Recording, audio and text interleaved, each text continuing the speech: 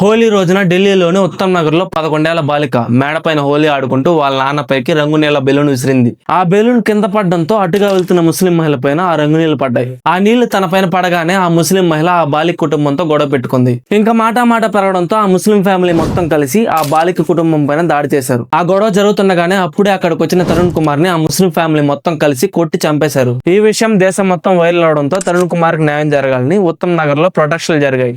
ఆ Muslim family వాహనాలన్నీ call చేశారు. ఆ ముస్లిం ఫ్యామిలీలో ఎవరైతే గొడవలో పాల్గొన్నారో వాళ్ళందరి పైన కేసులు బుక్ చేశారు. ఆ ముస్లిం ఫ్యామిలీ యొక్క ఇంటిని అక్రమ కట్టడం అని కూల్చేశారు. ఇక్కడ అందరూ ముస్లిం ఫ్యామిలీ ఇంటిని కూల్చగానే తరుణ్ కుమార్ కి న్యాయం జరిగింది అని అనుకుంటున్నారు. వాళ్ళ ఇంటిని కూల్చేస్తే తరుణ్ కుమార్ కి న్యాయం జరిగినట్ట. ఇక్కడ ప్రభుత్వం కూడా త్వరగానే స్పందించింది. ఎందుకంటే అవతల వాళ్ళు ముస్లిమ్స్ కాబట్టి. ఏంటి నమ్మట్లేదా? చెప్తా వినండి. ఇదే హోలీ రోజున హ్యాపీ హోలీ చెప్పినందుకు ఒక దళితుడిని కత్తితో పొడి చంపేశారు. ఆ దళితుడి పేరు సూరజ్ గౌతమ్. అతన్ని చంపింది మోహిత్ తివారీ అండ్ వాళ్ళ సిస్టర్ శివాని. వీళ్ళిద్దరూ బ్రాహ్మణ కులానికి చెందిన వాళ్ళు.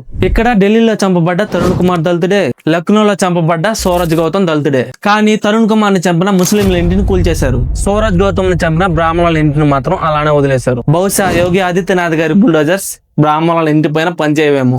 ఈ ఒక్క సంఘటనే కాదు, లక్నోలోని 12 ఏళ్ల ఉన్నైజ్ ఖాన్ తన ముగ్గురు హిందూ మిత్రులు పిలిస్తే బర్త్డే పార్టీకి వెళ్ళాడు. అక్కడ ఉన్నైజ్ ఖాన్ ని ఇక్కడ పాయింట్ బ్లాంక్ లో కాల్చి చంపేశారు. పాపం ఇంటికి ఎప్పుడెప్పుడు వస్తాడని ఎదురు చూస్తున్న ఉన్నైజ్ ఖాన్ తండ్రికి ఉన్నైజ్ ఖాన్ శవం ఇంటికి వచ్చింది. పాపం ఆ ఉన్నైజ్ ఖాన్ తండ్రి పోలీసులతో మాట్లాడుతూ, ఇప్పుడు నా కొడుకు జరిగింది వాళ్ళ కొడుకుల విషయంలో జరుగుంటే నా ఇల్లు కూల్చడానికి మీరు వచ్చేవాళ్ళు, జెండాలు వచ్చేటివి, బుల్డోజర్లు వచ్చేటివి, నా ఫ్యామిలీ మొత్తం జైల్లో ఉండేది అని చెప్పి బాధపడ్డాడు. ఇక్కడ తరుణ్ కుమార్ కి జరిగినట్టు బుల్డోజర్ చేసి ఉన్నైజ్ ఖాన్ జరగలేదు, జరగదు కూడా. ఇంకా చెప్పుకుంటూ పోతే చాలానే సంఘటనలు ఉన్నాయి. ఇక్కడ నేను ఎవరిని సంబంధించడం లేదు. తప్పు ఎవరు చేసినా తప్పే. అది హిందూ కావచ్చు, ముస్లిం కావచ్చు, క్రిస్టియన్ కావచ్చు, ఎవరైనా కావచ్చు.